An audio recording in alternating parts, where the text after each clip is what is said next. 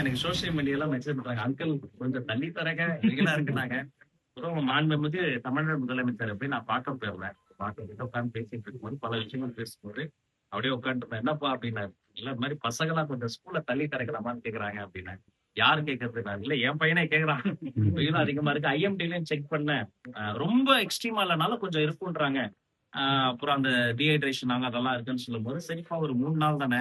பசங்க வந்து அந்த 3 நாள் படிப்ப சேர்த்து அவங்க படிச்சுருவாங்க.